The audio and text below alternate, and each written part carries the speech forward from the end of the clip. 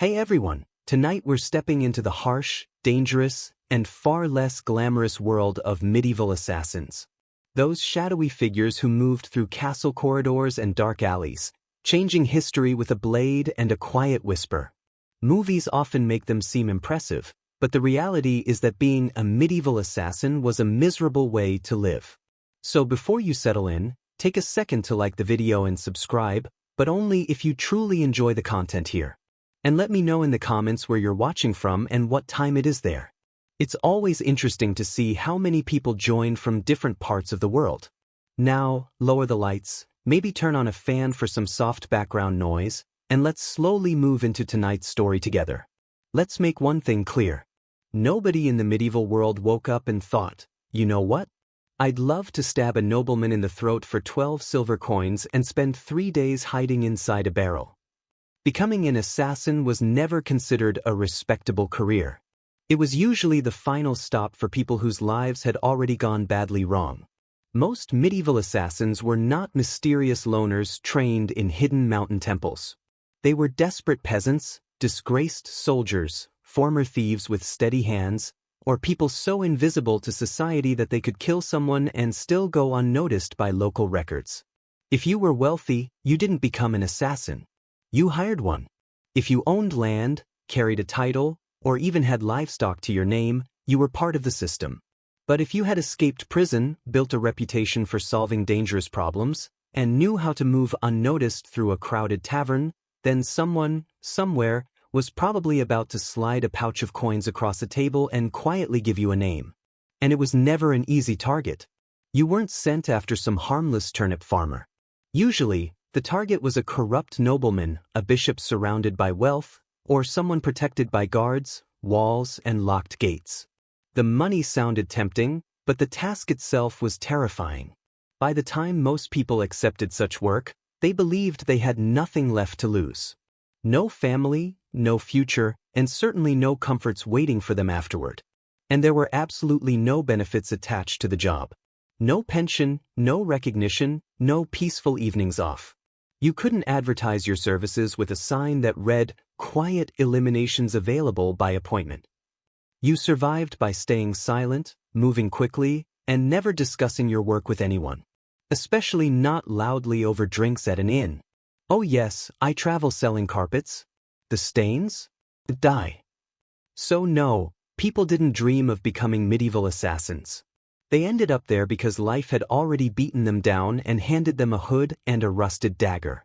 You weren't a hero, and you usually weren't even the main villain. You were the dangerous footnote everyone feared, and most likely someone who never lived long enough to enjoy the reward. Now let's destroy another common myth. Medieval assassins did not train under candlelight in secret monasteries with wise masters and peaceful flute music playing nearby. There was no training montage, no mentor delivering inspiring speeches, and no organized system. If you learned anything at all, it usually came from surviving your first few mistakes. Most assassins were not professionals. They were desperate amateurs who knew how to move quietly and climb walls without drawing attention. If you had military experience, that helped because at least you understood how to hold a knife. If not, well, stabbing someone is unfortunately simple enough. Escaping afterward without getting caught or killed was the difficult part. And most of the time, survival depended more on luck than skill. There were no manuals, no secret guild meetings, and no lessons about noble escape routes or hidden castle passages. You figured things out while hanging from windows, hoping you hadn't climbed into the wrong room by accident. Poison was even worse. It relied heavily on trial and error, with far too much error involved. Sometimes it worked. Sometimes the victim only became slightly dizzy and suddenly suspicious of every bowl of soup. And sometimes you ended up drinking the wrong cup yourself. There was no poison expert waiting to help you. Only rough herbal knowledge, blind guessing, and hope. If you were extremely lucky, truly lucky, you might learn a few tricks from thieves or mercenaries. Maybe an older assassin showed you how to walk quietly across cobblestones without making noise. But mentorship was uncommon and usually brief, because assassins rarely retired peacefully. Most simply disappeared. As for weapons training, forget the fantasy image of swords and polished armor. You weren't carrying an expensive broadsword. More likely, you had a dagger stolen from a guard, maybe a garrote if you were experienced, and whatever else could fit under your cloak without making noise. So no, you weren't a legendary martial arts expert hiding in the shadows. You were usually just a tired man with rough hands, careful footsteps, and a very unhealthy connection to dark alleyways. Success didn't come from training schools. It came from surviving long enough to learn from your mistakes. You learned how to kill by doing it fast, often messy, and disappearing before anyone could identify your face and hang your description on a church door. In the end, your education was harsh, practical, and completely unforgiving. No graduation ceremony waited for you. Only bruises, bloodstains, and the growing understanding that you were entirely alone. Now let's discuss why people became assassins in the first place. Money. Heavy silver coins that promised food, shelter, and another chance to survive. The promise of payment pulled people into this life. But the reality was very different. When someone hired an assassin, they weren't looking for loyalty or a long partnership. They wanted a single task completed quietly, with no evidence and ideally no surviving witnesses, including the assassin. They offered silver coins, half before the job and half afterward, assuming they intended to pay at all. Because, after the job is done, usually meant after they confirmed you hadn't failed, embarrassed them, exposed them, or survived long enough to become a problem yourself. So you carried out the mission. You slipped through shadows, risked your life, and maybe murdered a nobleman while he slept. Nothing noble about it. Nothing dramatic either. Then you returned for payment only to hear excuses. Yes, about the money. The client has unfortunately disappeared. Or worse, they decided eliminating you was cheaper than paying the rest of the reward. A knife in your stomach cost less than keeping promises. And even when payment arrived, it was rarely worth the danger. Not worth the blood, not worth the sleepless nights, and certainly not worth spending days hiding inside filthy haystacks surrounded by fleas and regret. You received a few coins, a cold nod, and a reminder that officially, you never existed there at all. Sometimes the contracts themselves were traps. Political setups designed to lure desperate killers into ambushes. You'd be hired to eliminate an important target, only to discover the victim was bait surrounded by waiting guards. Congratulations, you had just stepped directly into an execution plan with your name already prepared for the gallows. And of course, if the agreement went badly, there was no legal system waiting to help you. Your Honor, I'd like to report Lord Edmund for refusing assassin payment. The only courtroom you were likely to see was the one where you stood accused. So eventually, assassins learned to demand money up front whenever possible and trust absolutely no one. Not the nobleman, not the messenger, and certainly not the nervous little scribe promising that this mission would change your life. In fairness, it usually did. Mostly by making it much shorter. Being a medieval assassin meant surviving on broken promises, fear, and the constant need to disappear before the people around you decided to erase you permanently. So, you accepted the contract. You were lied to about the payment. There's a good chance you won't survive. Now let's talk about the equipment. Forget everything fantasy novels and stealth video games taught you. There were no retractable wrist blades, smoke bombs, magical daggers, or compact crossbows hidden inside your boots. Your equipment was limited to whatever you could steal, sharpen, or conceal under a worn cloak without making noise. If you were truly fortunate, the kind of fortune where you find a gold coin in a dead man's shoe, you owned a decent dagger. Nothing fancy, nothing carved like a dragon's fang. Just sharp, hopefully free of rust, and preferably one that didn't still carry the smell of the last person you used it on. Poison existed, of course, but it was far less elegant than stories make it seem. Medieval poisons were unreliable, usually made from plants, minerals, or strange animal ingredients. Some worked quickly. Others took hours. Some only made the victim violently sick for days before they recovered, now angry and suspicious of every bowl of stew placed in front of them. Ropes were occasionally useful. You could climb with them, restrain someone, or attempt strangulation, but you needed skill and speed. Nothing ruined a deadly moment faster than struggling with knots while whispering, "Wait, which side loops first again?" Bows were effective too, if you actually owned one, knew how to use it properly, and somehow managed to sneak it through a palace without attracting attention. Most assassinations happened at close range. There was rarely time for graceful marksmanship. Success depended on being quick, silent, and hopefully clean enough to escape unnoticed. And there were no backup supplies. If your blade snapped, bent, or disappeared down a well, improvisation became your only option. Maybe a roof tile. Maybe a rusty nail. Perhaps even a shoe buckle used with enough determination. Desperate situations forced desperate solutions. Your tools stayed hidden inside boots, stitched into clothing, or even tucked inside hollowed bread if necessary. You carried them close not because they made you feel safe, but because your weapon was your closest ally, your employer, and your only form of retirement planning. There were no upgrades, no careful modifications between assignments. You didn't spend time polishing your gear. You simply hoped it wouldn't fail you at the worst possible moment. Because in the end, the weapon itself wasn't what made the kill happen. It was you, badly equipped and somehow expected to accomplish impossible tasks with little more than a blade and determination. Assassins were not hired to eliminate random drunks in dark alleys. Nobody paid money to stab Jeff the exhausted candle maker.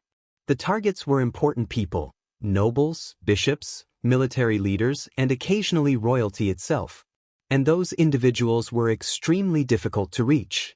First, there were the guards. Not just one or two, but dozens. Armed, armored, and properly fed. Some protected entrances, others watched the rear, and some simply stood there looking intimidating enough to make you nervous for breathing too loudly. You could spend days studying patrol routes, memorizing creaking doors, and counting exactly how many stairs it took before the guard with weak lungs stopped for air. Second, there were the walls. Castles were not welcoming homes with open porches. They had gates, murder holes, and moats filled with unpleasant surprises. Even if you avoided falling into the water, there were still arrow slits and boiling oil to worry about. Yes, boiling oil. Your profession included the constant risk of being burned alive simply for looking in the wrong direction. Third came the servants and workers, cooks, scribes, stable boys, and chambermaids. One suspicious glance from them and rumors would spread to the guard captain before you could finish saying, "I'm only the herbalist." Assassins were not just battling swords and armor. They were fighting gossip, and medieval gossip traveled extremely fast whenever someone's survival depended on it. And finally, there was the target itself, usually paranoid, and with good reason. These people lived surrounded by ambitious relatives, political rivals, and false friends pretending loyalty. They rarely ate without food testers. They slept behind locked doors. Some even used decoy beds or changed sleeping rooms regularly like a dangerous game of musical chairs. And don't become too confident if you hear your target is attending a feast. Yes, they may be drunk, but so is everyone else, including you. You still have to bypass royal guards, several dogs, an unusually observant jester, and dozens of witnesses holding heavy drinking cups. Just getting close to the target could take weeks. You might pose as a servant, bribe a maid, or hide inside cargo barrels waiting for an opportunity. And when the moment finally arrived, you had only one chance, one careful, silent, perfectly timed action before disappearing into the darkness. Otherwise, you risked becoming the next warning displayed at the castle gate with a sign that essentially read, "Better luck next time." When most people imagine a medieval assassin, they picture dark robes, leather armor, and a dramatic hood moving through moonlight. The truth looked far less impressive. Most assassins resembled exhausted peasants trying very hard not to attract attention. Disguises during the Middle Ages were not sophisticated. There were no custom-made outfits or hidden armor systems. You wore whatever you could find: peasant clothing, oversized monk robes, or stolen guard uniforms that still carried the scent of their original owner. The goal was simple: blend in. But blending in meant looking like everyone else who hadn't washed in weeks, carried old injuries, and suffered from constant exhaustion. Your clothing alone didn't make you suspicious. What made you suspicious was repeatedly adjusting your belt to keep a hidden dagger from falling out. And forget about elegant masks. Medieval face coverings mostly made people look diseased, which was helpful for avoiding conversation but terrible for entering noble gatherings. If someone questioned your identity, you had to invent answers immediately. I'm Brother Tobias. I handle silent prayer and roof repairs. Even if you passed the guards, noble households were observant places. Servants noticed unfamiliar faces quickly, especially those who couldn't recognize the cook's cat or struggled with simple daily tasks. You were always one suspicious glance away from being struck with a candlestick. And if your disguise actually worked, your problems were only beginning. Now you had to remain convincing for hours while pretending not to stare at all the highly killable people walking nearby. Wigs were not available either. If you needed to appear older or younger, your choices were limited to dirt on your face, awkward posture changes, and hoping nobody realized your fake beard was attached with honey. The reality was that disguises offered very little protection. At best, they created a few minutes of uncertainty. After that, you needed to disappear, stay unnoticed, or become extremely convincing. If anyone exposed you, the situation ended badly. Few people wanted to explain why they discovered an armed assassin hiding in the bishop's laundry room dressed like a nun during a feast celebration. In medieval times, assassins worked alone. There were no trusted partners with crossbows, no secret alchemists preparing helpful mixtures, and no mysterious handlers delivering coded instructions. You had only yourself, a worn dagger, and serious trust problems. There were no reliable guilds either, at least none you could safely depend on. Stories about secret assassin brotherhoods mostly came from bored tavern conversations and too much alcohol. You were more likely to encounter a ghost than another professional killer interested in cooperation. The isolation existed for a reason. In that profession, the fewer people who knew about you, the longer you survived. Every contact created danger. Every careless conversation could become a hanging sentence. Even your employer often didn't know your real identity. And if they did, you were already planning how to disappear afterward. Friendship was difficult. Friends asked questions. Romantic partners noticed bruises, bloodstains, and your habit of sleeping with a knife beneath the pillow. Settling into a normal life was nearly impossible. One mistake, one familiar face spotting you in a crowded market, and suddenly your future became a desperate run toward the nearest escape route. Thieves and smugglers were social people. But you were the person who made others disappear. People feared you, or worse, treated you like a danger waiting to happen. No one wanted to sit beside someone whose work could bring an angry crowd carrying torches to their door. And sympathy? Forget it. You could never explain how difficult it was to sleep after silently killing a corrupt bishop in the dark. If you ever mentioned your profession, people assumed you were either lying or dangerous, and honestly, both possibilities worried them. So you stayed quiet. Your secrets, your wounds, and your weapons remained yours alone. At inns, you chose the darkest corner, your back against the wall and your eyes fixed on the entrance. You never drank too much.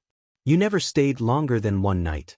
You rarely gave your real name unless someone had already paid you, and even then, it was probably false. Being a medieval assassin meant mastering the skill of disappearing. Not only from crowds, but from the ordinary life you could never live. Imagine taking a contract. You mapped your route carefully. You bribed the right gatekeeper. You disguised yourself as a believable chimney sweep. Then, at the critical moment, you froze. Maybe the target suddenly turned around. Maybe they were standing beside their child. Maybe your hand shook at the worst possible second and your knife trembled uncontrollably. The result? You were finished. Failure for a medieval assassin was never a small punishment or a warning. It usually meant a public and painful execution, often involving ropes, fire, wheels, or brutal iron devices with terrifying names. Missing the target destroyed the entire operation. The victims survived and immediately warned everyone that someone had tried to kill them. Suddenly, you were no longer invisible. You became a hunted man with a rough sketch hanging on tavern walls for miles around. And the guards you once slipped past unnoticed? Now they were fully alert and motivated. Sometimes the greater danger was not even the target. It was the person who hired you. Once you failed, you stopped being useful and became a problem. Someone who could be captured, tortured, and forced to reveal secrets. The same people who paid you would likely arrange another contract, this time against you. There were no second attempts. No excuses. No opportunity to try again tomorrow. You had one chance, one brief moment, and if you failed, your only hope was a quick death before anyone discovered who sent you. Failure also carried humiliation. Not loud humiliation, but silent and crushing shame. You had not only failed to kill someone, you had failed to remain unseen. And for assassins, invisibility was survival itself. Anything less placed a target directly on your back. It never mattered how many successful jobs you completed before. Nobody cared that you succeeded 12 times if the 13th attempt failed. In this profession, your reputation depended entirely on the last assignment. And if the last kill never happened, running became your only option. So imagine the opposite. The plan succeeded. The dagger hit perfectly. No screams, no guards rushing in, only a body collapsing quietly to the floor and an important figure suddenly gone. Congratulations. Now escape immediately. Success as a medieval assassin did not mean relaxing on a rooftop with wine while chaos unfolded below. It meant running through narrow alleys with blood still on your boots while dogs followed your scent. There was no celebration, no drink afterward, no calm conversation with your employer. You did not even have time to admire the result. The moment the blade struck, your mission changed from killing to surviving everyone now trying to kill you. Guards were approaching. Gates were closing. Horses were tied on the far side of town. Maybe you were injured yourself. Your escape had to be planned before the assassination even began. Routes, disguises, safe houses, backup contacts. Perhaps a boatman owed you a favor, or at least stayed silent for enough money. Because within minutes, the city would likely enter lockdown. No ruler wanted a public scandal. Closed gates, armed checkpoints, and groups of armed men searching for someone described as possibly armed and extremely dangerous. And then there was the client. Assuming they truly intended to pay you, they still would not meet you openly afterward. More likely, they disappeared as well. A successful assassin was dangerous because they knew too much. You had proven you could enter places others could not reach. So even after success, you walked away with coins in your pocket and another target on your back. What exactly was the reward? Days spent sleeping in barns, bribing ferry captains, shaving your beard in darkness, and pretending to be someone else entirely. Maybe you called yourself Brother Lucian while blending in with monks traveling east. Because success did not guarantee safety. It only meant beginning the cycle again in another city, under another false identity, with even more people searching for you. So yes, you completed the mission. Now run as fast as possible. And as if life as a medieval assassin was not already terrible enough, poor, hunted, and forced to sleep in places that smelled like animals, you also faced the fear and superstition of ordinary people. During the Middle Ages, assassins were not simply feared, many believed they were cursed. To common villagers, you were not just a hooded killer. You were something unnatural, someone who whispered to demons and prepared dark rituals under moonlight. After all, how else could someone move unseen through guarded streets and disappear into darkness?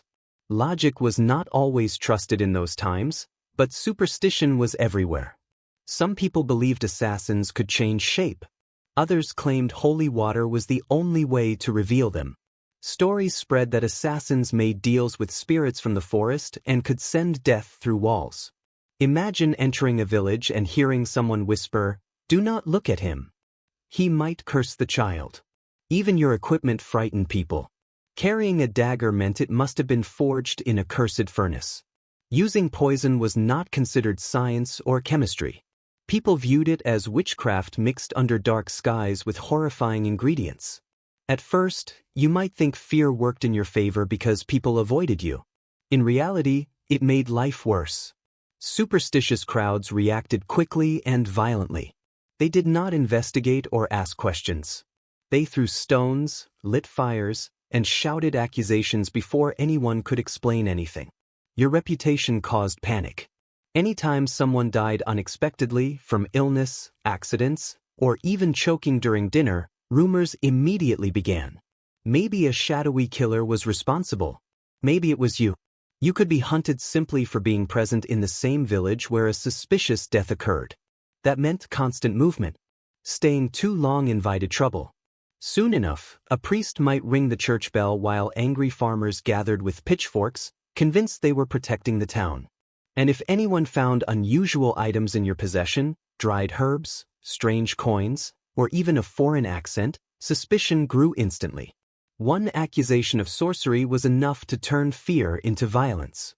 In a world where people believed monsters could wear human faces, being too quiet, too intelligent, or too skilled made you dangerous.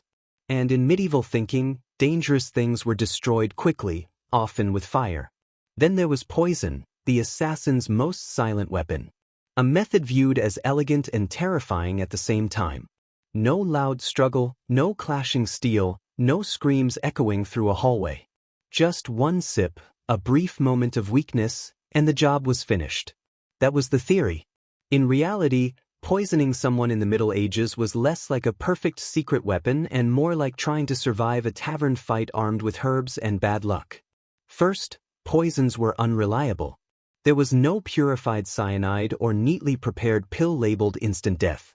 You had plants, mushrooms, minerals, and sometimes strange animal ingredients. You gathered them, crushed them, mixed them, and hoped for the best. Even then, the result might only give the target a stomach problem and a stronger commitment to increasing his guards. There was no scientific accuracy.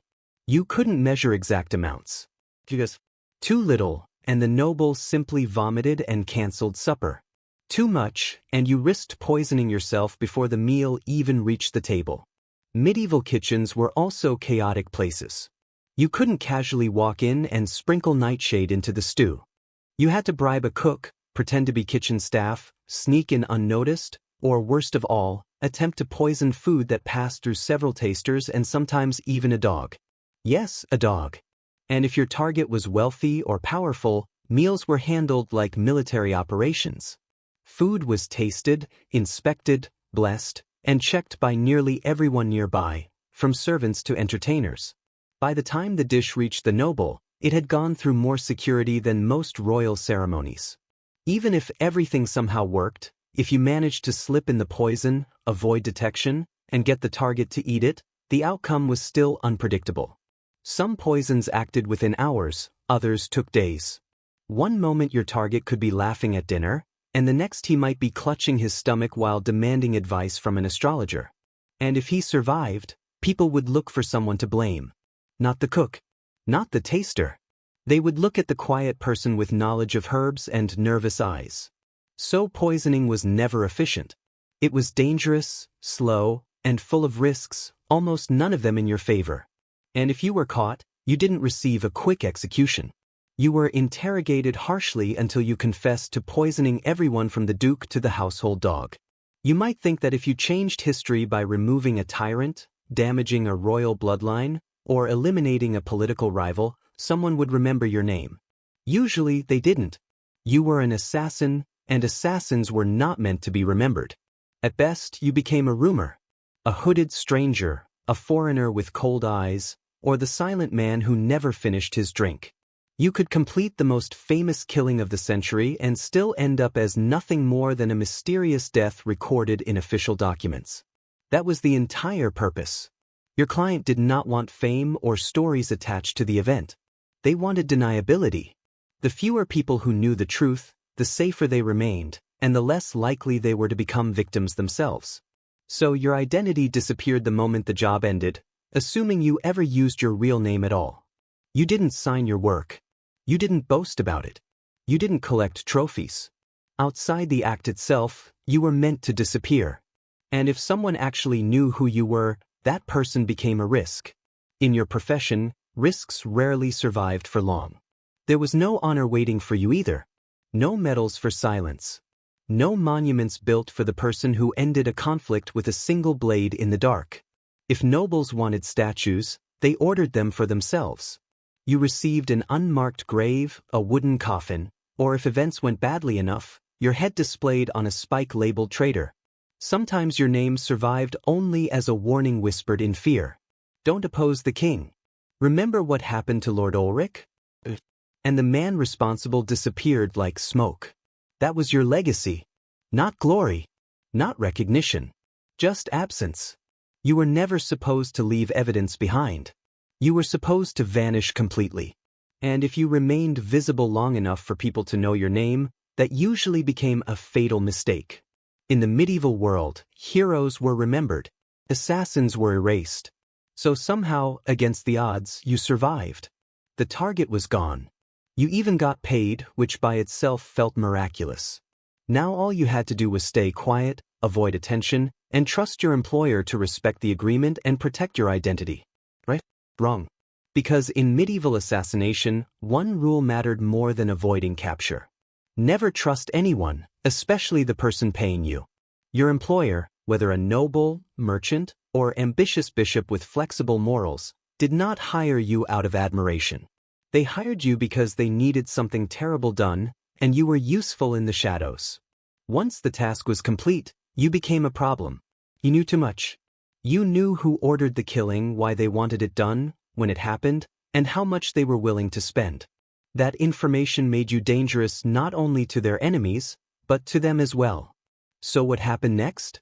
Sometimes they vanished and pretended they had never met you. Sometimes they denied everything. And sometimes they sent another assassin to remove you permanently and close the contract with steel instead of ink.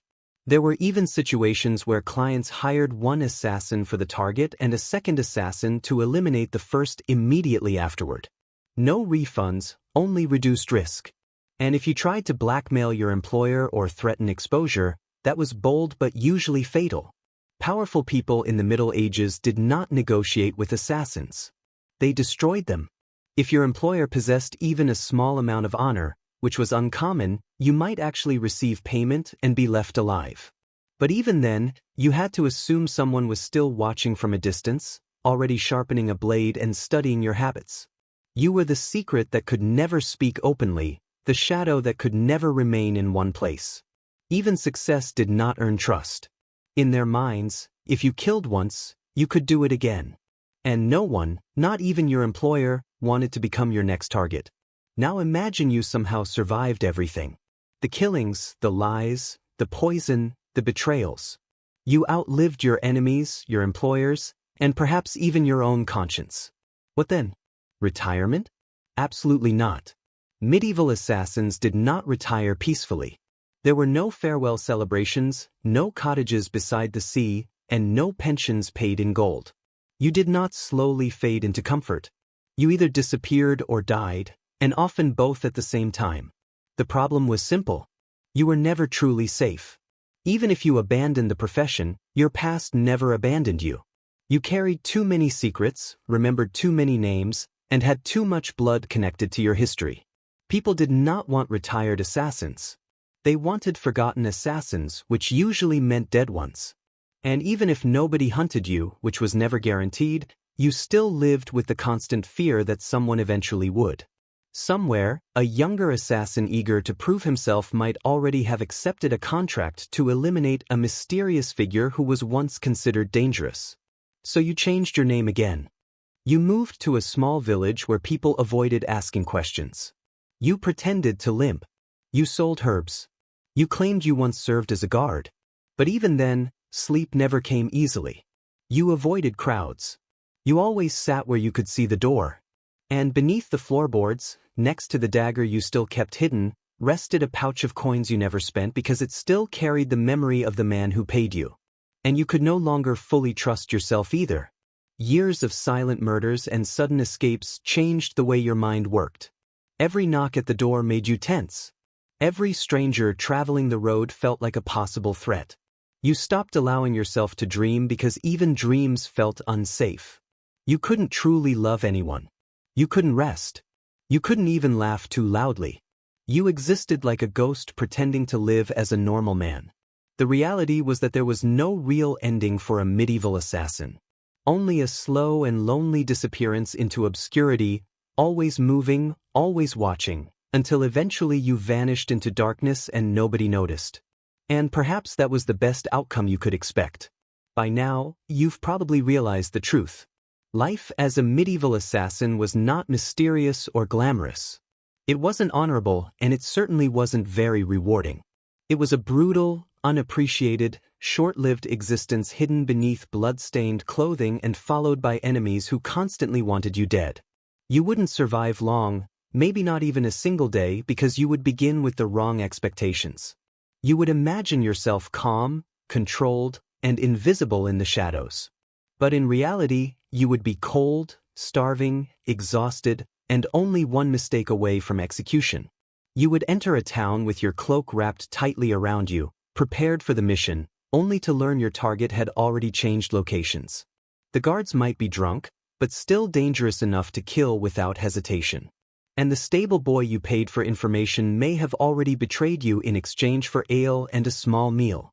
You would hesitate at the wrong moment, strike the wrong person, or get recognized by a servant who once saw your face near the chapel.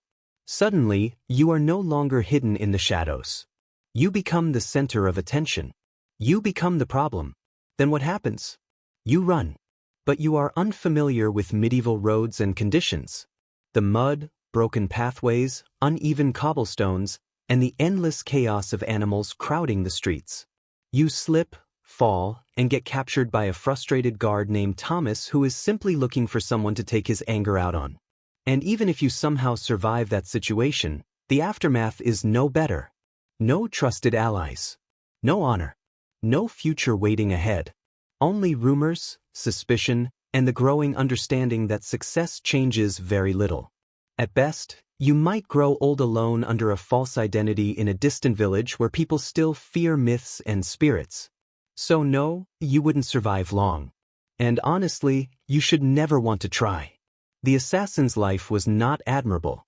It was a merciless system that destroyed people and left behind nothing except fading shadows. It offered influence without peace and purpose without belonging. You didn't become part of history. You erased yourself from it. And in the end, the only thing waiting for you was silence. A silence nobody questioned because nobody remembered you existed in the first place. Before she became the feared queen of Macedonia, Olympias was known as Myrtale, a Melatian princess from the harsh tribal lands of Epirus. Her people claimed they were descendants of Achilles himself. Whether heroic blood truly flowed through her family or not, one fact was undeniable. This was not a woman meant to stand quietly at the edge of history. From childhood, Myrtale grew up surrounded by mystery, ritual, and prophecy. Her life was shaped not only by politics but also by spiritual traditions, sacred ceremonies, and devotion to the ancient gods. She was not the type of princess who spent her days sewing tapestries and smiling politely. Instead, she was fascinated by serpents, omens, and the wild ceremonies connected to the cult of Dionysus, where women danced barefoot beneath the moon and entered trance-like states in search of divine connection. Her relationship with the gods did not appear symbolic or theatrical. To her, it felt deeply personal. She did not simply worship divine forces, she seemed to embody them. Ancient writers, many of them both fascinated and fearful of powerful women, claimed she kept sacred snakes inside her chambers and allowed them to rest beside her bed. Whether this was true or simply exaggerated gossip, nobody can say for certain. But the story survived. To supporters, it made her seem blessed by divine power. To enemies, it made her frightening. Her true influence did not begin on a battlefield or inside a royal court. It began in dim torchlight among priestesses, whispered rituals, and coiling serpents. She was more than a princess. She appeared as a living oracle, a woman connected to something far older than politics and far colder than steel. So when Philip II of Macedon, ruthless, brilliant, and famous for his many desires, arrived at the island of Samothrace for religious initiation rites, he encountered more than an attractive young princess. He encountered a mystery he could not resist. Their marriage became more than a political arrangement.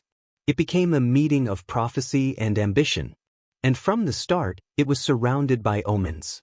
Some stories claimed lightning struck during their wedding night. Others said Olympias dreamed a thunderbolt entered her womb. Over time these stories became legend. But one thing is certain. The union of Olympias and Philip did not simply produce a child. It brought Alexander the Great into the world. and Olympias intended to shape his destiny from the moment he was born. Olympias's marriage to Philip II was far from a royal fairy tale. From the beginning, it was filled with tension, ambition, pride, and suspicion. Philip, charismatic, ruthless, and already known for collecting wives as political trophies, married Olympias around 357 BC. She was likely very young, but she was far from innocent or unaware. She recognized in Philip a man whose ambition matched her own, and perhaps even fulfilled the spiritual destiny she believed awaited her. Macedon was not an easy kingdom to enter. It was a harsh world built on warfare and ambition, where kings could be murdered by relatives and brothers quickly became rivals. Yet Olympias entered this dangerous environment confidently, already focused on power and survival. Their marriage quickly became unstable. Philip, despite his intelligence and political skill, had no interest in remaining loyal to one woman. He married repeatedly for alliances and influence. But Olympias refused to remain silent in the background. She maintained her own supporters, built her own influence, and frequently turned to prophecies and rituals to guide her decisions and perhaps even predict Philip's future. Then Alexander was born. Even his birth became surrounded by dramatic stories. Legends claimed Olympias dreamed a thunderbolt struck her womb and that flames danced around the child without harming him. Philip himself was said to have dreamed of placing a lion's seal over his wife's womb. Whether these visions were genuine beliefs or carefully crafted myths, both parents clearly acted as though Alexander was destined for something greater than ordinary kingship. But while the child was celebrated, tensions inside the royal marriage only grew worse. Olympias deeply resented Philip's other wives, especially Cleopatra Eurydice, the Macedonian noblewoman he married later in life. This was not simply jealousy or family conflict. It was a direct political threat. Cleopatra was fully Macedonian, and any son she produced could be considered more legitimate by the Macedonian elite. That placed Alexander's future in danger. Olympias understood this immediately. To her, the palace was not a home. It was a battlefield. And she was willing to use every dream, prophecy, ritual, rumor, and alliance available to ensure her son would not only be remembered, but crowned king. She was no longer simply Myrtale.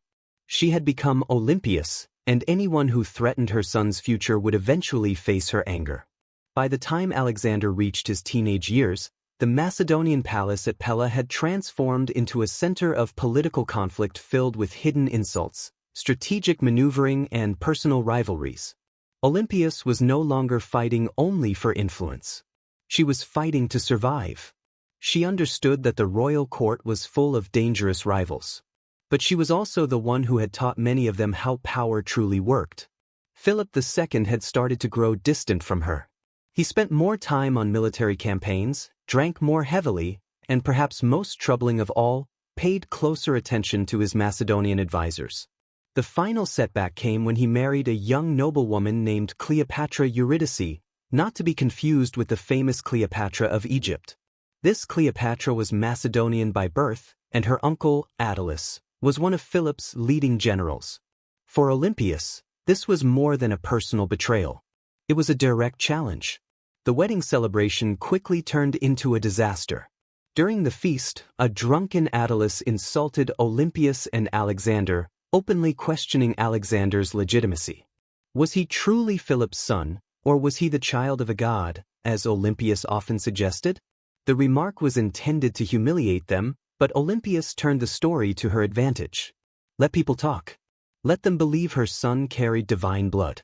The more mysterious his origins appeared, the stronger his image became. Alexander stormed out of the banquet. Olympias left Macedon altogether and returned to Epirus. But her departure was not a surrender. It was a calculated move. In her homeland, she remained a member of the royal family. From there, she could build alliances, influence key figures, and observe as tensions inside Philip's court continued to grow. She did not need to stand inside the palace to remain a threat. Then came the event that shook the kingdom. Philip was assassinated during his daughter's wedding, just as he was preparing to launch his invasion of Persia. He stood on the edge of transforming himself from king of Macedon into perhaps the most powerful ruler in the known world. Immediately, one question spread through every hall and corridor. Who was responsible? Was it Pausanias, the disgruntled bodyguard who carried out the killing? Was it the result of political intrigue inside the court? Was Alexander involved? Or, spoken only in whispers, was it Olympias? No one could prove anything. Few were willing to accuse her openly. Yet many suspected her involvement. Within days, Cleopatra Eurydice and her newborn child were dead. Some ancient sources claimed that Olympias herself arranged their deaths. The serpent had returned to the palace, and now nothing stood between her son and the throne. With Philip gone and Macedon overwhelmed by grief and uncertainty, Olympias acted quickly. While others struggled to understand the situation, she moved with speed, determination, and purpose. First, Cleopatra Eurydice, the young queen and political rival, was removed from the picture. According to several accounts, Olympias did more than simply order her death. She turned it into a powerful statement. Some stories claim Cleopatra was forced to take her own life after witnessing the death of her infant daughter. Others suggest even harsher events occurred. Although details differ, historians generally agree on one point. No mercy was shown. Olympias understood something many royal mothers failed to recognize. Inside a royal court, mercy could become a weakness. A rival child, regardless of age, could eventually become a rival ruler. And Olympias was no longer interested in defending her position. She intended to secure it completely. With Cleopatra and her descendants removed, she focused on strengthening Alexander's claim to power. Her young son, talented, intelligent, and educated by Aristotle, was proclaimed king with little serious resistance. But his success was not based solely on his abilities or his father's reputation. Olympias played a major role. She knew which generals required pressure, which nobles needed encouragement, and which opponents had to disappear from the political stage. She was not simply supporting Alexander's rise. She was helping create it. Alexander did not always approve of her methods. Historical accounts suggest he was uncomfortable with the violence directed at Cleopatra's family. Yet he did nothing to stop it. Perhaps he understood what Olympias had long believed. Power often came at a cost. In Macedon, royal blood could bring both privilege and danger. With Alexander now seated on the throne, Olympias stepped back slightly from public visibility. But this was not retirement. She merely changed tactics. Instead of acting openly, she began exercising influence more quietly. As Alexander prepared for his campaign against Persia, she remained behind, serving not as a passive queen mother but as a guardian of what she believed was his destiny. She sent sacred objects to him, consulted oracles, and carried out religious ceremonies in his name. To Olympias, Alexander's mission was more than a military campaign. It was a divine calling. He was not simply marching to war. He was fulfilling a prophecy. And as long as she lived, no rival, whether Macedonian, Persian, or anyone else, would be allowed to interfere with that destiny. She had secured the throne for her son. She had removed his rivals. Now she intended to protect his empire from behind the scenes. As Alexander advanced eastward and conquered vast territories, Olympias remained in Macedon. She no longer held a throne, but she still possessed considerable influence. Officially, the position of regent belonged to Antipater, one of Alexander's most trusted commanders. However, Olympias refused to accept a minor role. She wrote to Alexander constantly. Her letters offered advice, warnings, criticism, and political analysis. These were not the affectionate letters of a devoted mother. They were strategic reports mixed with religious guidance and sharp political opinions. And Alexander, despite being thousands of miles away, read them carefully. She reminded him of potential enemies. She questioned the loyalty of certain companions. She criticized his growing interest in Persian customs, his marriages, and even his willingness to be viewed as divine. Few people dared challenge Alexander in this way. Olympias never hesitated. She spoke as both a mother and a woman who believed she understood the will of the gods. Meanwhile, tensions in Macedon continued to grow. Antipater became increasingly frustrated with her actions. Olympias challenged his authority whenever possible. She used her social standing, religious influence, and family connections to build opposition against him. Her reach extended into Epirus, Thessaly, and among many noble families. She could spread information rapidly, and in politics, a rumor could sometimes be more powerful than a weapon. At the same time, her messages to Alexander became more intense.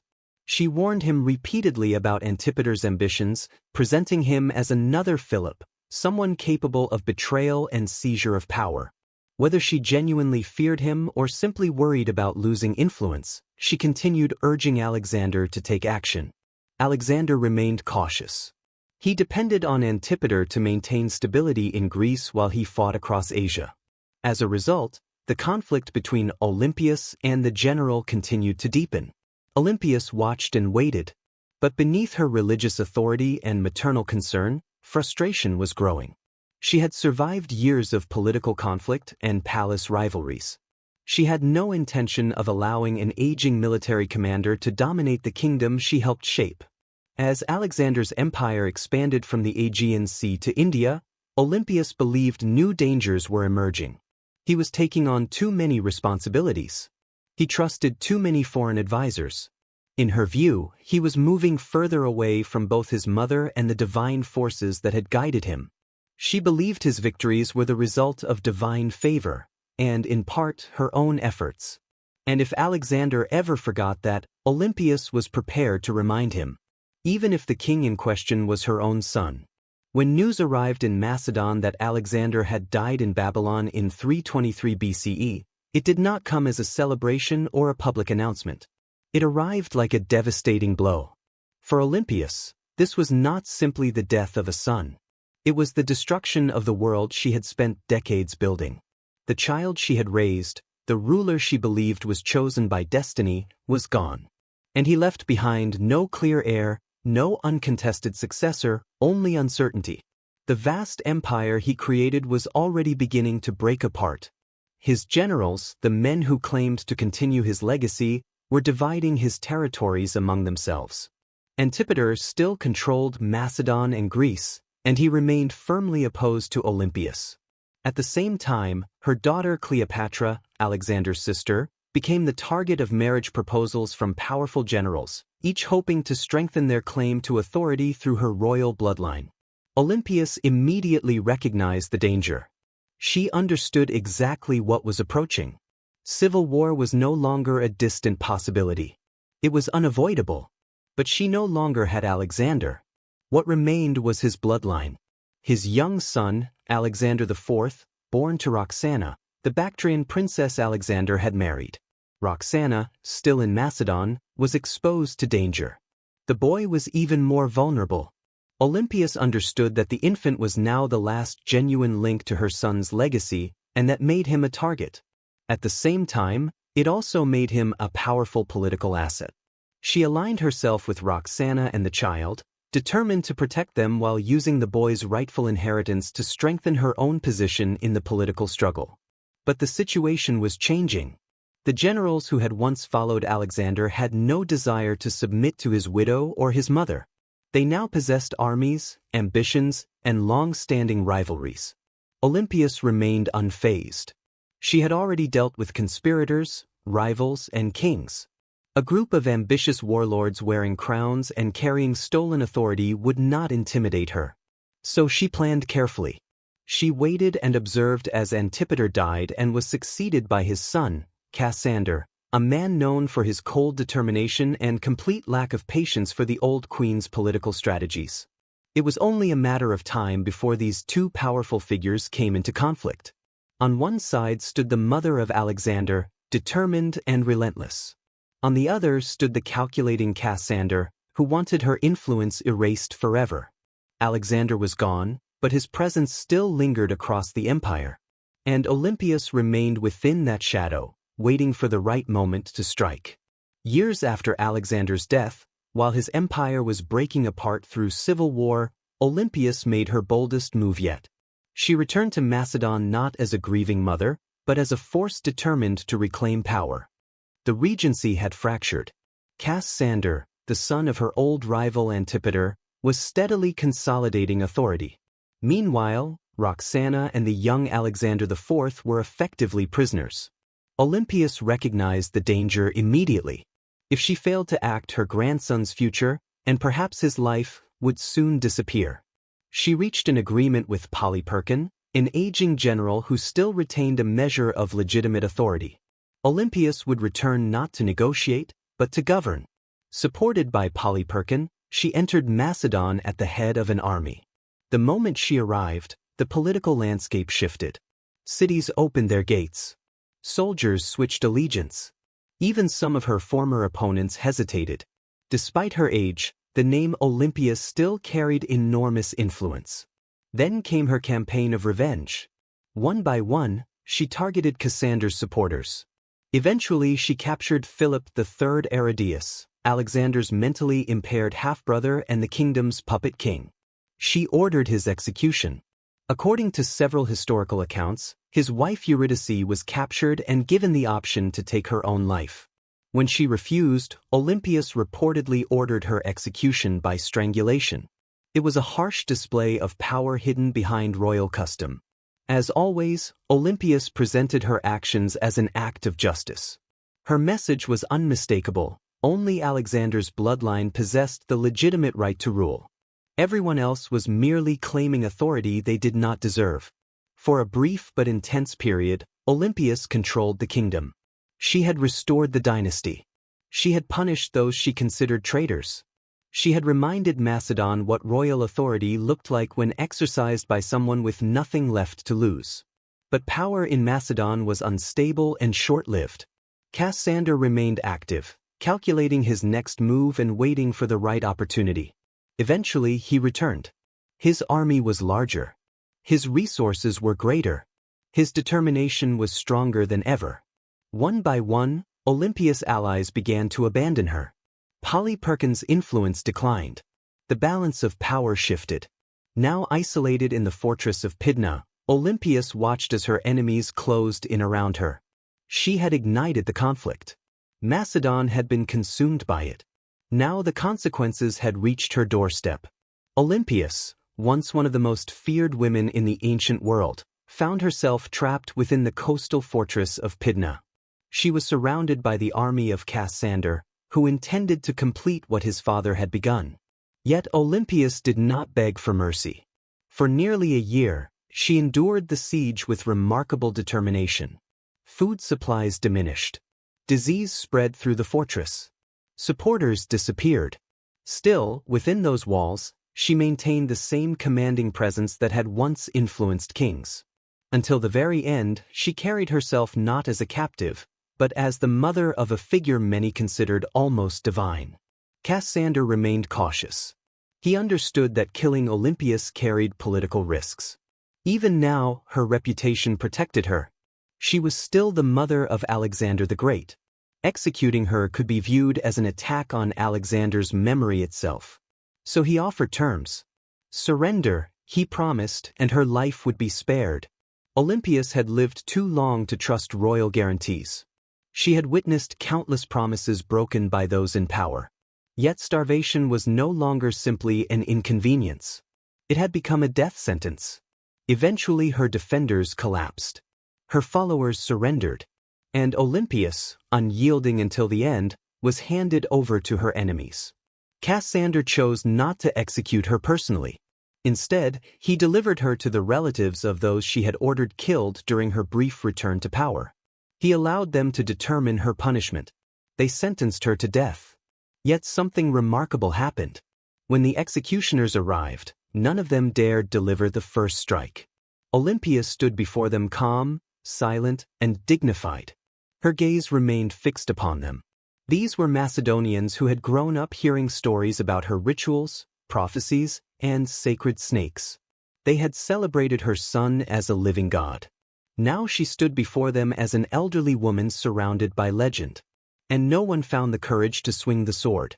In the end, Cassander relied on others, foreigners and outsiders who knew little of her reputation and cared only about carrying out orders.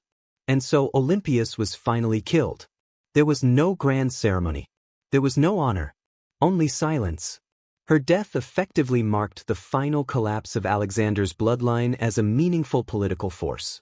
With it, the last remaining spark of an empire built on extraordinary ambition was extinguished. Yet even in death, Olympias left behind a powerful legacy. History would never forget the Serpent Queen. Olympias did not die on a throne. She died abandoned, defenseless, and executed by people she had once ruled. Yet history often remembers unusual figures more vividly than comfortable rulers who faded quietly into obscurity. And Olympias was never destined for a quiet place in history. Throughout her life, she used motherhood as a political weapon and prophecy as a source of authority. She was far more than simply the mother of Alexander the Great. She was one of the key architects behind his rise. Without her influence, there may have been no story of the divine child. No tales of thunder, lions, and destiny. No relentless removal of rivals that cleared the path for a young king to dominate the known world. Olympias did not simply give birth to an empire. She fought relentlessly to protect it. Even among the ancient world's most ruthless ruling families, she remains unique.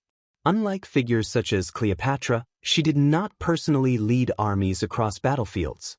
Unlike Boudica, she did not ride into combat at the head of warriors. Her battlefield was different. It was a world shaped by political marriages, religious influence, court intrigue, priestesses, prophecies, and carefully calculated alliances. She understood the value of fear. More importantly, she understood the power of belief. She convinced many people that her son was divine, and perhaps she believed it herself. Her opponents described her as a murderer, a sorceress, and a manipulator. Those accusations were not entirely unfounded. Olympias was all of those things and more. She was a product of a harsh era that rewarded intelligence and strategy far more often than compassion. She learned early that mercy was often a luxury few queens could afford. In the centuries that followed, opinions about her remained divided. Some viewed her as a villain. Others saw her as a visionary. But almost everyone agreed on one thing. But no historian, ancient or modern, could ever describe her as unimportant. She lingered in the legacy of Alexander like a shadow, always present, always somewhere behind the curtain. And perhaps that is exactly where she belonged. Not simply as a tragic mother or a footnote in the story of a king, but as a story in her own right. A woman who surrounded herself with prophecy, rested beside snakes, and survived longer than legends. Olympias's remains turned to dust centuries ago, yet her reputation lives on in every tale of ruthless queens, in every whisper of inherited destiny, and in every empire built upon myth. She is still there, hidden in the darkness, waiting. On the sun-drenched island of Crete, only a few miles south of the modern city of Heraklion, stands a ruin that feels more like a dream than a real location. Stone passageways wind in every direction. Chambers twist and reconnect. Stairways seem to end without purpose. Even today, it is easy to lose your sense of direction. This place is Knossos, the center of Minoan civilization and the likely inspiration behind one of humanity's most enduring legends, the Labyrinth of the Minotaur. But before it became a myth, it was a palace. And not just any palace. Constructed around 1900 BCE and expanded over many centuries, Knossos was far more than a royal residence. It functioned as an entire city contained within a single complex. Spanning nearly 150,000 square feet, it included more than 1,000 rooms, light wells, storage areas, shrines, workshops, and what may have been some of the earliest flushing toilets ever created. Running water, multi-story living quarters, and a sophisticated air circulation system were all part of its design. This was not a primitive stronghold. It was an architectural achievement far ahead of its era. To modern archaeologists, Knossos appears like carefully arranged chaos. To ancient visitors, it may have seemed almost magical. The man responsible for bringing Knossos into modern awareness was British archaeologist Arthur Evans. During the early 1900s, Evans excavated the site and quickly became convinced that it was the source of the Greek labyrinth legend. The layout was confusing, The architecture filled with symbolism and bull imagery appeared everywhere, painted on walls, carved into stone, and crafted into delicate golden ornaments. The bull was sacred to the Minoans. Evans even named the civilization after the legendary King Minos. Whether Minos actually existed remains uncertain, but his legend became permanently linked to the ruins. Yet here is the interesting part. No one has ever discovered an actual labyrinth. There is no underground maze, no prison complex, and no evidence of a half-human monster. Instead, what remains is something even more intriguing. A city designed through interconnected wings, layered sections, and looping corridors that were intentionally difficult to navigate. The deeper one explores, the more the boundary between history and mythology begins to fade. So the question remains, did the Minotaur emerge from these walls, or was the palace itself the true monster? Knossos may never provide a clear answer, but it excels at making us ask the right questions. The myth is just as famous as the ruins themselves. A terrifying creature, half man and half bull, imprisoned within a labyrinth so complicated that no one who entered could ever escape. Only Theseus, the hero of Athens, succeeded in killing the beast and finding his way out, aided by a ball of thread and the intelligence of Princess Ariadne. But where did this story originate? And why was a labyrinth such a central part of it? The earliest versions of the tale describe King Minos, the powerful ruler of Crete, who demanded tribute from Athens in the form of 7 boys and 7 girls every year. These unfortunate victims were sent to be consumed by the Minotaur, a creature born from divine punishment and disgrace.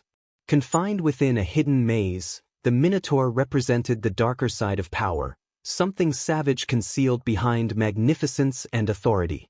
To the ancient Greeks, Crete was a place of wealth, mystery, and unease. The Minoans were viewed as both sophisticated and strange. Their ceremonies involved bull leaping, their artwork depicted unfamiliar deities, and their palaces looked unlike anything found on mainland Greece. For a Greek visitor around 1000 BC, Knossos may have seemed like a world entirely separate from their own. The bull held deep significance in Minoan culture. Frescoes portray young men and women leaping over charging bulls as part of ritual performances.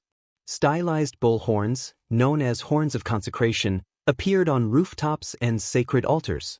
When these symbols are combined with a palace that resembles a maze, the foundations of a legend become easier to understand. But what if the Minotaur was more than a monster? What if it served as a metaphor? Some historians believe the story preserves memories of Cretan dominance over the Aegean, a period when Athens may have genuinely paid tribute to a stronger and more mysterious power. In this interpretation, the labyrinth represents political entrapment, while the Minotaur symbolizes the overwhelming force behind Minoan authority. Others see a psychological meaning. The labyrinth becomes the unconscious mind. The Minotaur represents hidden instincts and fears. Theseus becomes the individual who enters the darkness, guided only by memory and determination. Even so, the myth remains deeply connected to Knossos. The palace is the closest thing ever discovered to a real-world labyrinth. There is no monster and no Ariadne. Yet there may be something even more meaningful, a myth preserved within history, or perhaps a history waiting to transform into myth. Long before Athens built its marble temples or Sparta became famous for its warriors, the Minoan civilization flourished as one of Europe's earliest advanced societies. Their influence was built not on conquest, but on trade, art, and an extraordinary mastery of architecture. At the center of their world stood Knossos. It was not merely a royal residence. It served as a center of culture, religion, administration, and commerce. The Minoans prospered from roughly 2600 to 1400 BCE.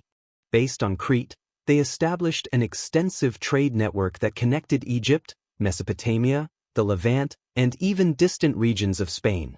Their ships crossed the Mediterranean carrying pottery, saffron, bronze, and luxury goods.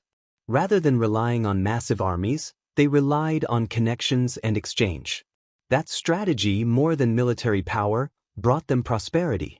What makes Minoan culture especially remarkable is how different it was from the later Greek civilizations that followed. Their artwork emphasized nature, animals, and graceful human movement instead of warfare or divine punishment.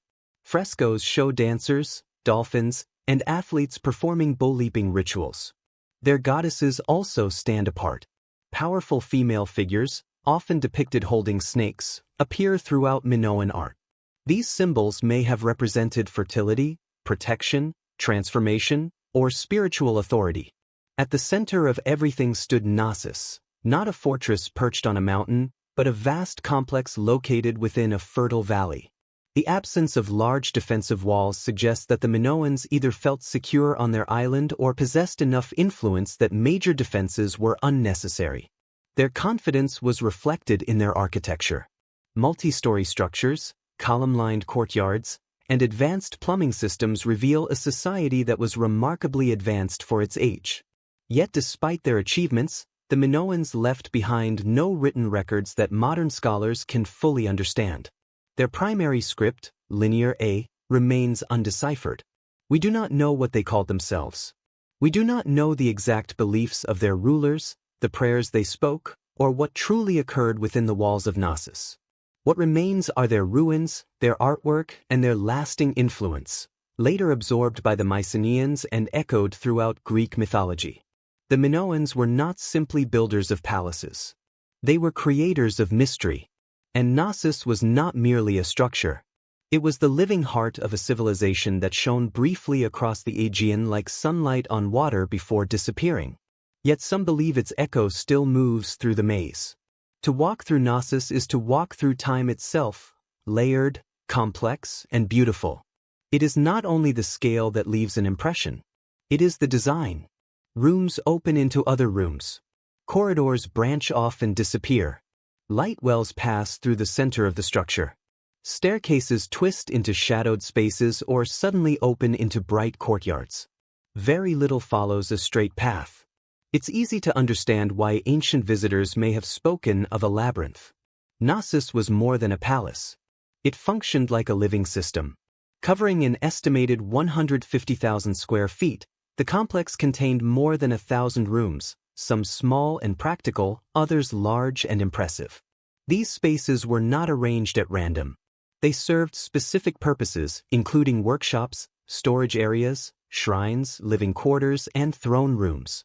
All of them were organized around a large central courtyard that may have been used for public gatherings or bull-related ceremonies. The palace rose across several levels, reaching 4 or even 5 stories in certain sections.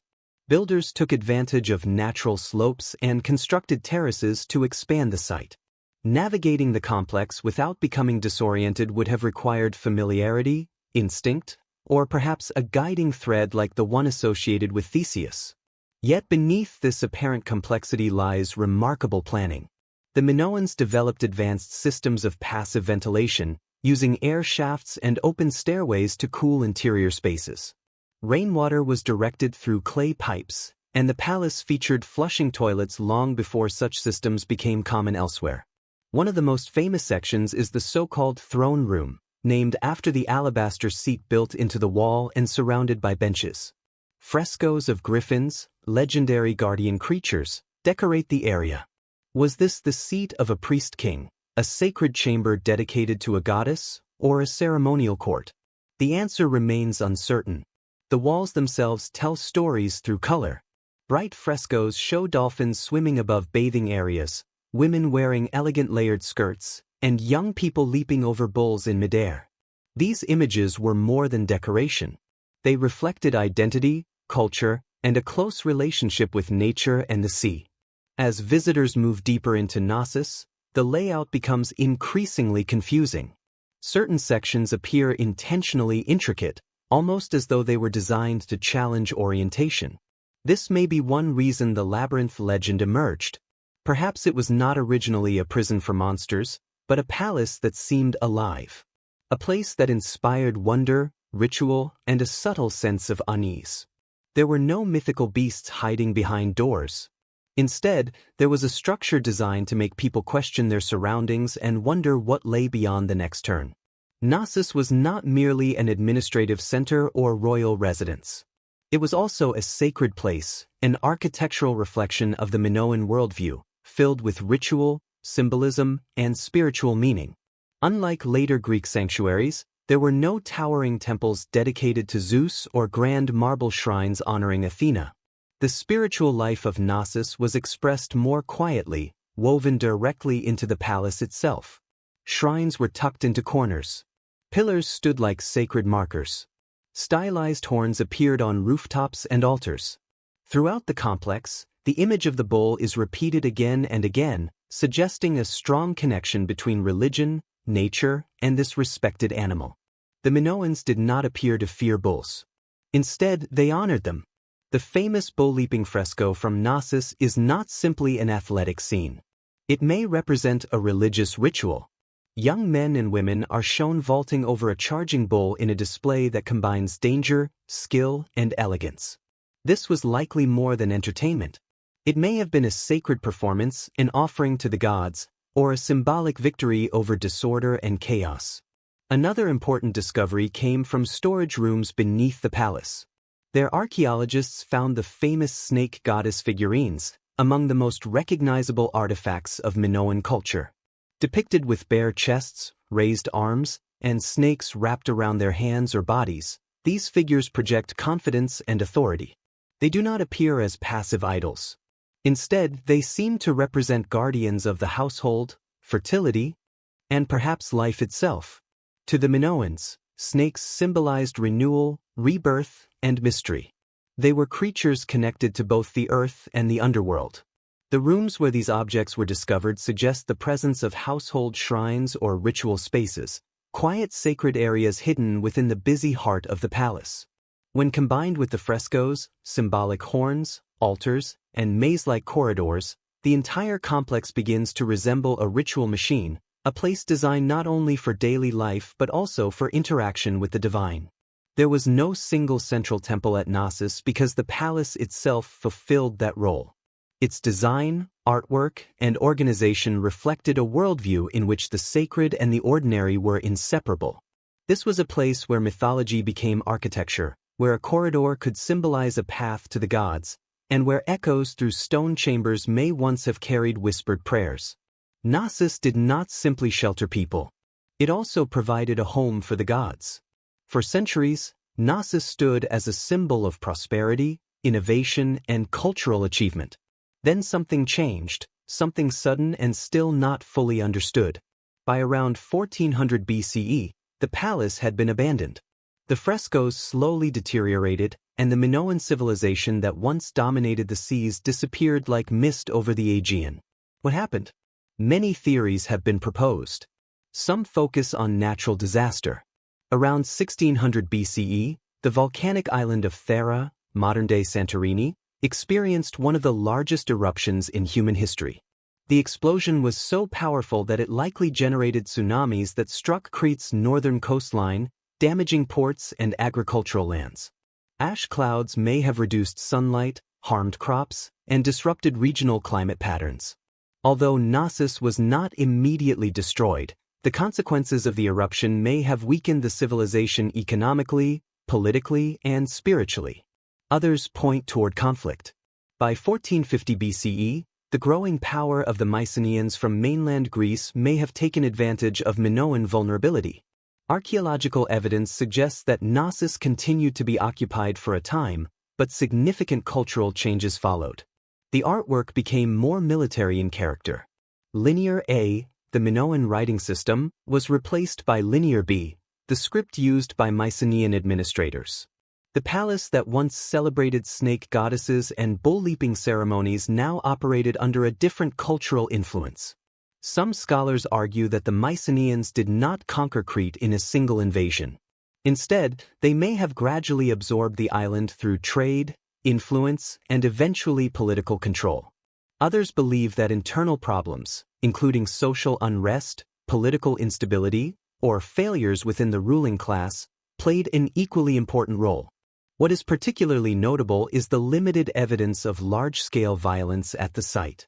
There are no widespread signs of massacre or destruction.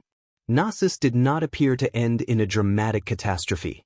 Instead, it seems to have faded quietly. The palace system ceased functioning. The rooms fell silent. Ritual activities ended. Gradually, nature reclaimed the space. By the time Homer composed his epic poems about Crete, Knossos had already become part of legend, remembered through stories of kings, monsters, and labyrinths. Perhaps that is appropriate. What ended Knossos was not only eruption, invasion, or political change. It was also time itself, the same force that eventually transforms even the greatest civilizations. Yet traces remain. And if one listens carefully, the memory of the maze still seems to linger beneath the earth. For thousands of years, Knossos remained buried beneath the soil of Crete. It became little more than a mound of stone lost to history.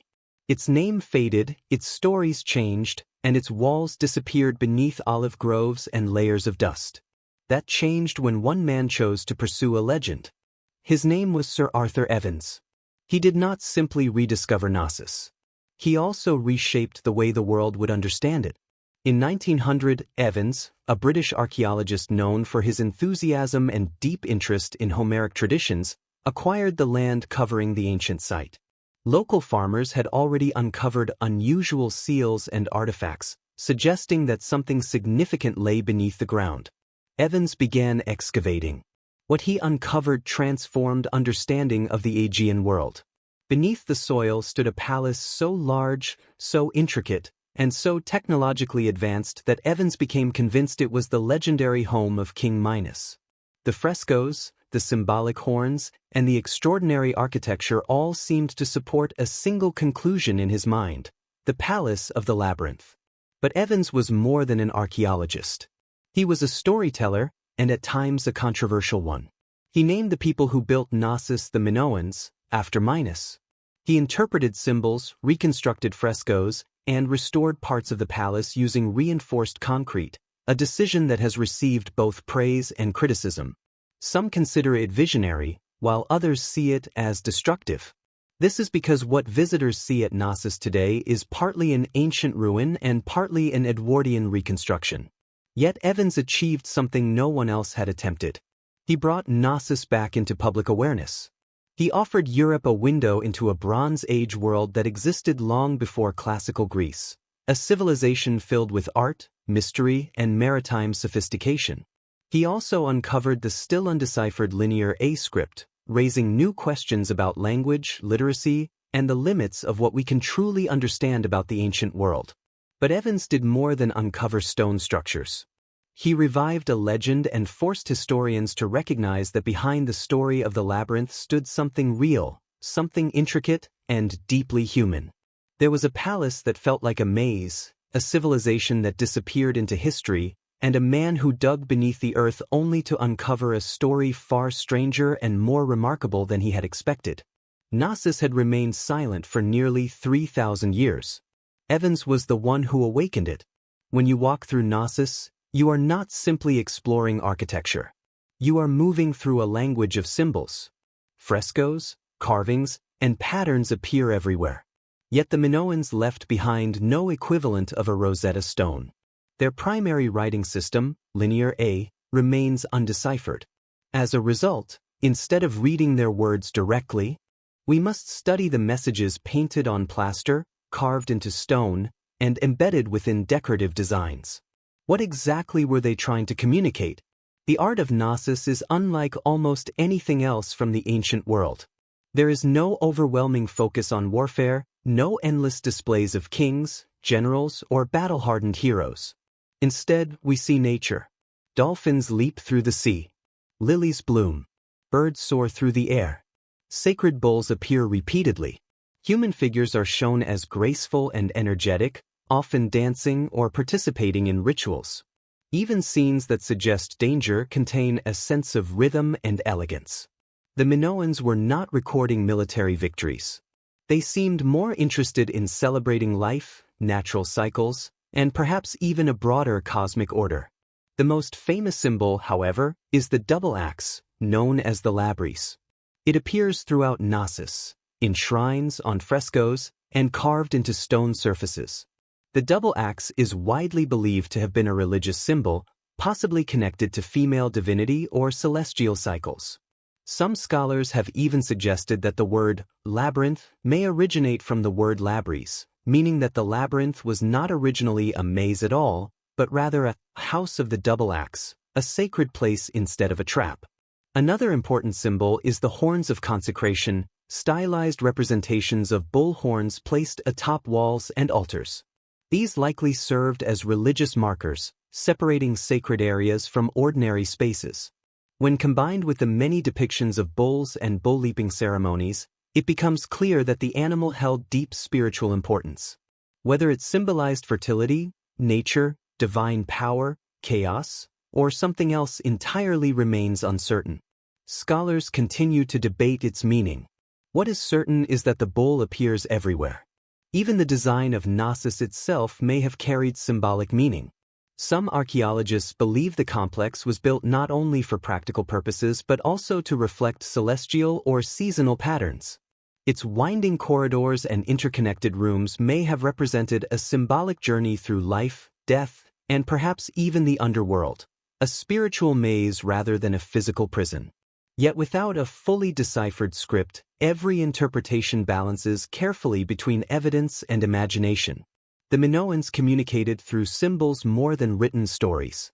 As a result, we are left to interpret their message. What is Knossos trying to tell us? We can hear its rhythms. We can see its images. But the full meaning remains just beyond our reach, like a thread disappearing into legend. Knossos is certainly a ruin, but it does not feel lifeless. Walk through its corridors today and you may sense something lingering beneath the surface. Not ghosts or gods, but echoes of myths, of lives once lived, and of questions that still remain unanswered.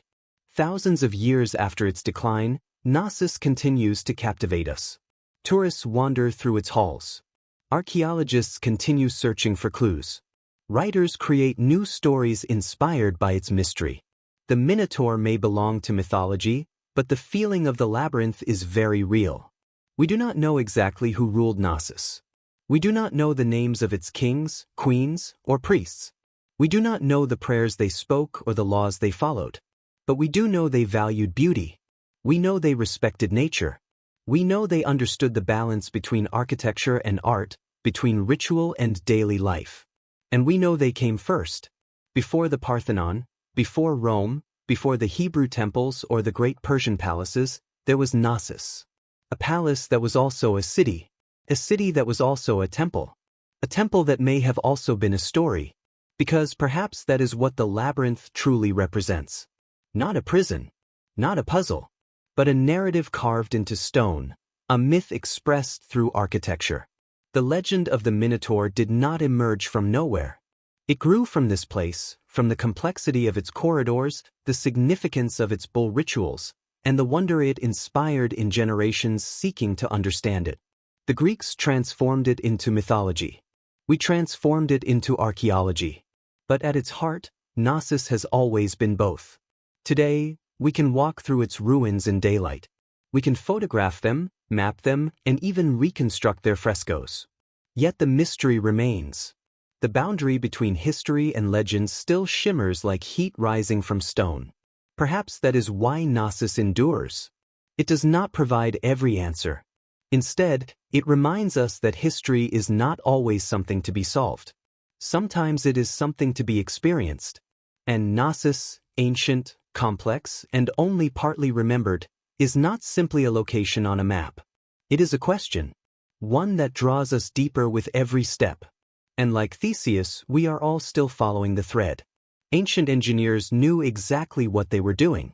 The earliest battering rams were simple handheld devices.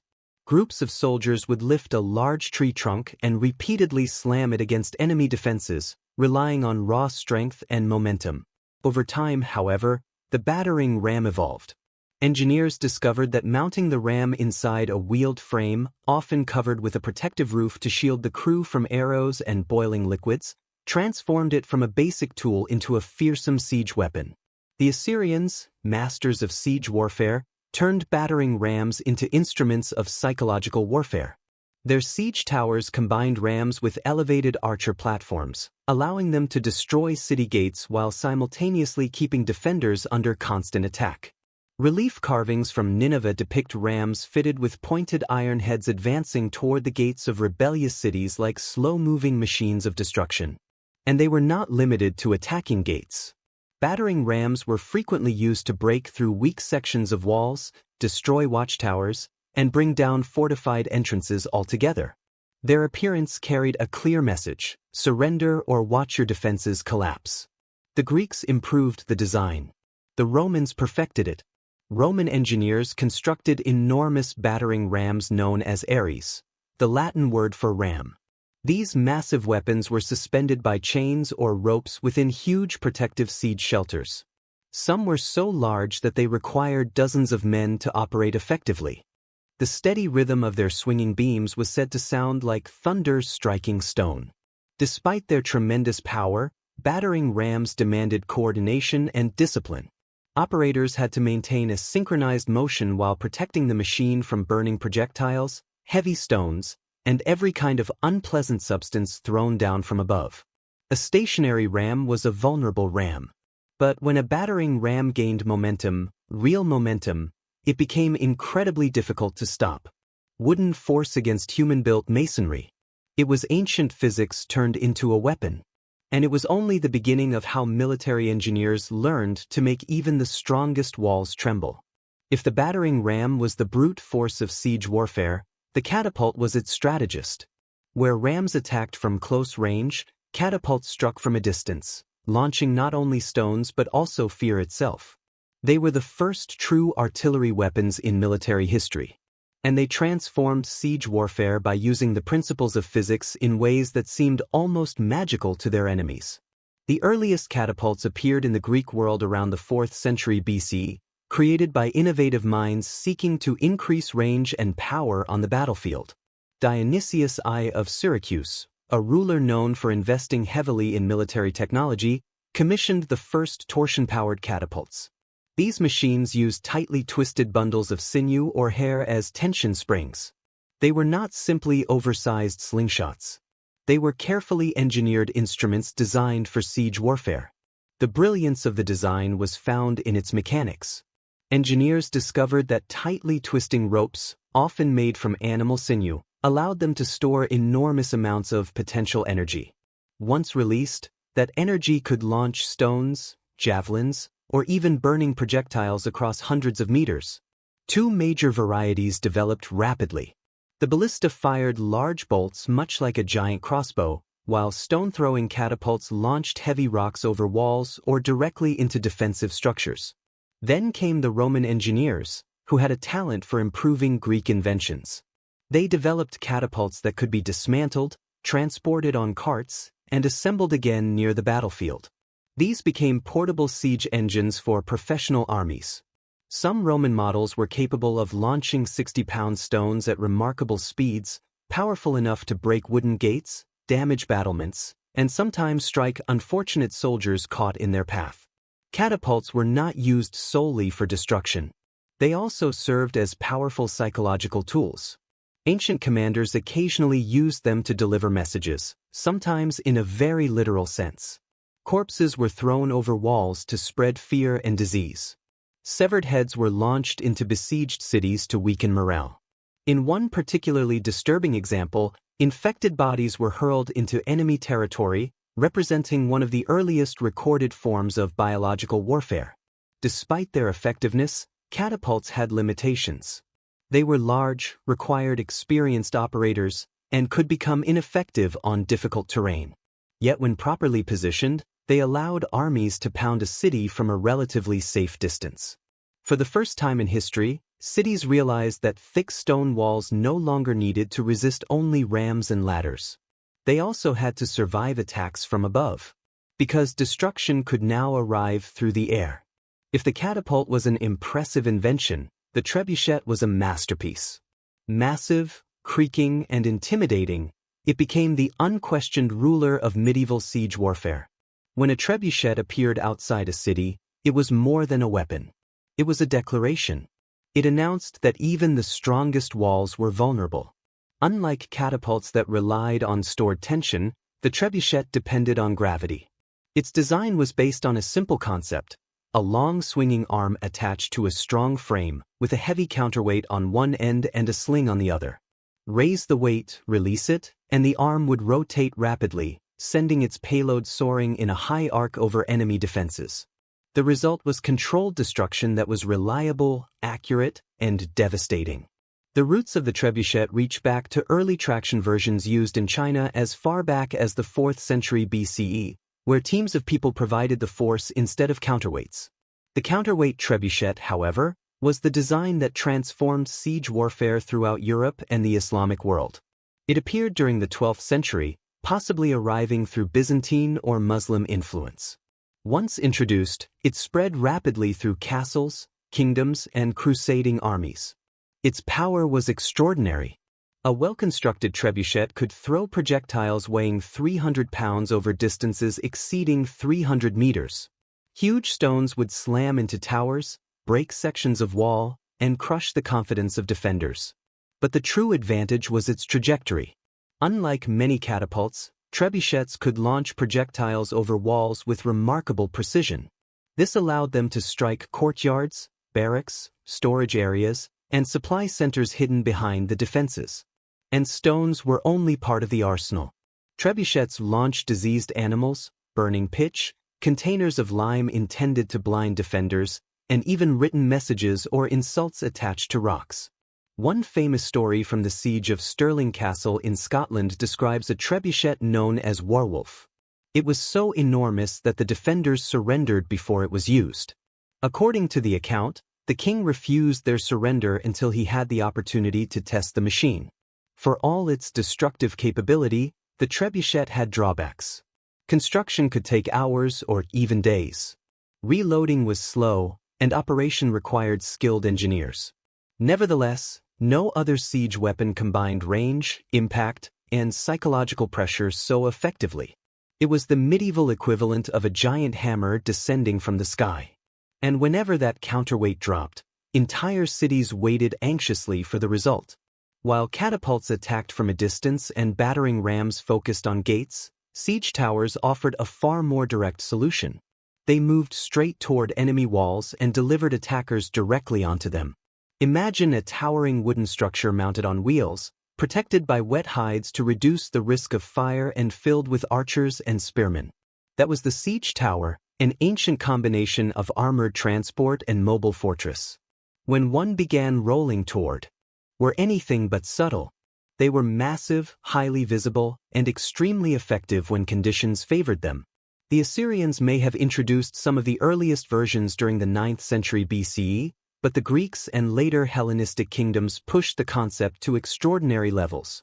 During the siege of Rhodes in 305 BC, the Macedonian commander Demetrius constructed a 9-story tower called the Helepolis, or Taker of Cities.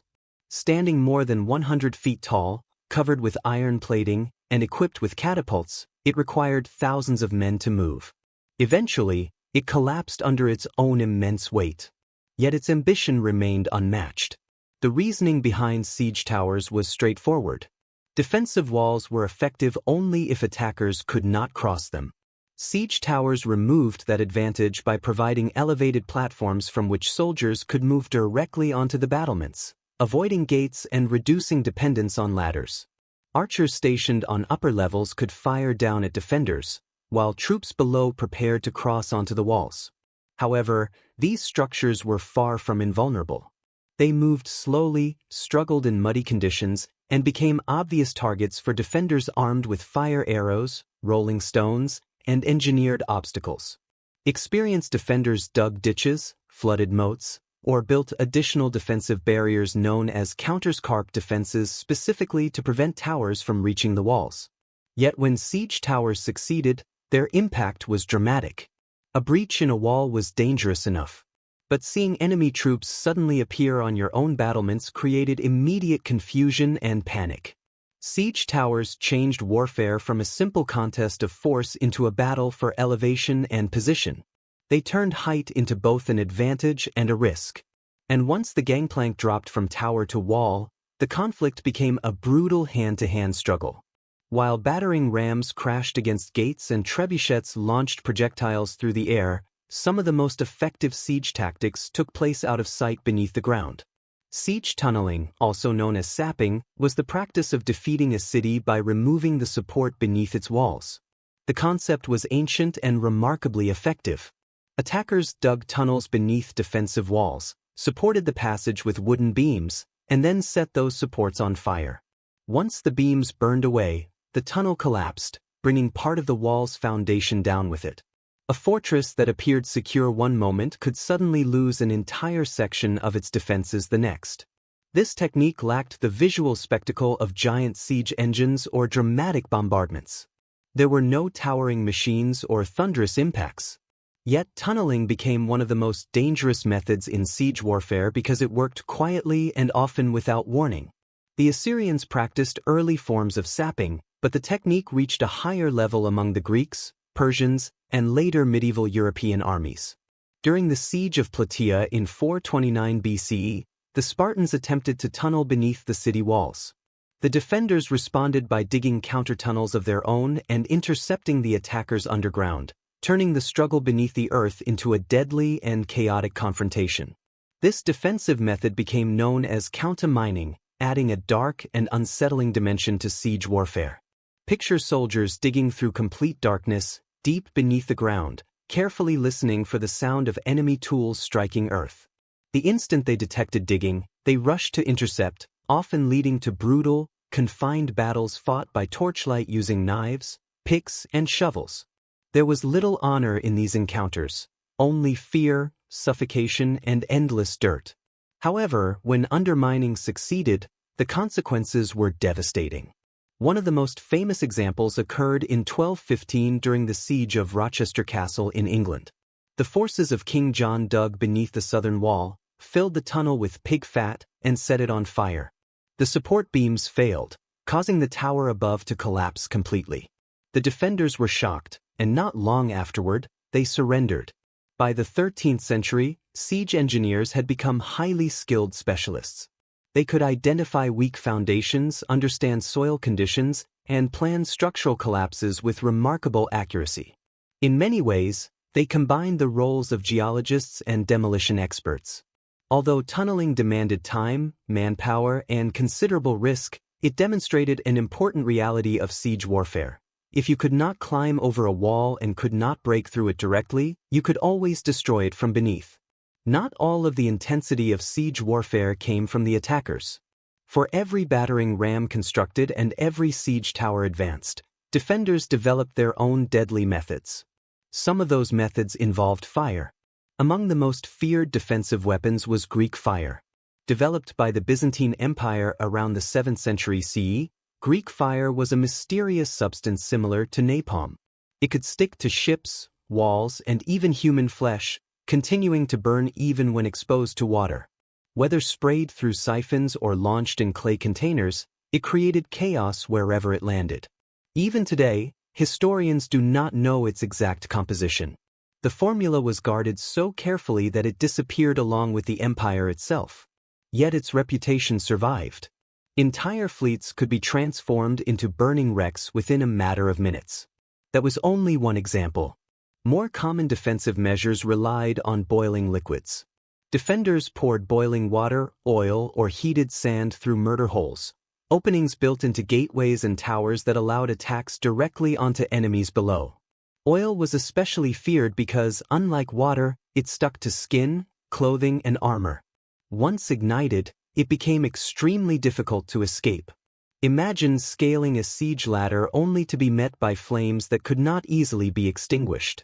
Hot sand, while less dramatic in appearance, was equally cruel. It slipped through the openings in armor, particularly around the neck, wrists, and joints, causing severe burns as it heated the flesh underneath. From a distance, it appeared simple, but its effects were devastating. Defenders also made effective use of basic physics. Gravity itself became a weapon. Massive stones, heavy logs, and sometimes even animal carcasses were dropped from castle walls onto siege machines and tightly packed groups of attackers. The objective was not only to cause casualties but also to destroy equipment and weaken morale simultaneously. Traps added another layer of defense. Hidden pits, collapsing bridges, and spiked obstacles transformed castles into carefully designed systems intended to slow, confuse, and punish advancing forces. Every one of these measures served a single purpose: delay. Every extra minute a wall remained standing brought attackers closer to supply shortages, disease outbreaks in their camps, or the arrival of reinforcements. Siege warfare was fundamentally a contest of endurance. While attackers relied on force and engineering, defenders answered with ingenuity and determination. In siege warfare, physical destruction was only part of the objective. The other half involved psychological pressure, breaking the defenders' resolve before the walls were ever breached. Siege engines were not merely weapons. They were enormous, creaking, burning symbols of impending danger. Every movement of a siege tower and every stone launched by a trebuchet carried a message to those sheltering behind the walls. You are not safe. Ancient commanders understood this principle well. The Assyrian Empire displayed their siege engines openly, hauling them across deserts with great ceremony. The Roman Empire constructed siege camps within sight of enemy fortifications, allowing defenders to watch battering rams being assembled and catapults being tested. A siege was as much a performance as it was a military operation, and fear was one of its most important tools. Sometimes the projectiles themselves carried a message. The severed heads of messengers, officers, or generals were occasionally launched over walls, often still wearing their armor. During the siege of Constantinople, defenders faced not only stones but also bodies hurled into the city. Diseased corpses were used to spread panic and illness. During the Mongol siege of Kaffa in 1346, many historians believe that launching plague-infected corpses over the walls may have contributed to the spread of the Black Death into Europe. The trebuchet itself served as a warning. When one of these massive machines was moved into position, people inside the fortress often heard it before they saw it. The creak of winches, the strain of ropes, and the heavy impact of the counterweight created a sound that resembled the approach of a storm. Yet the most unsettling element was uncertainty. No one knew what the next launch would bring. It could be a boulder, a container of fire, a volley of arrows, or nothing at all. Sometimes there was only silence, long, heavy silence while engineers adjusted their calculations. Even sound became a psychological weapon.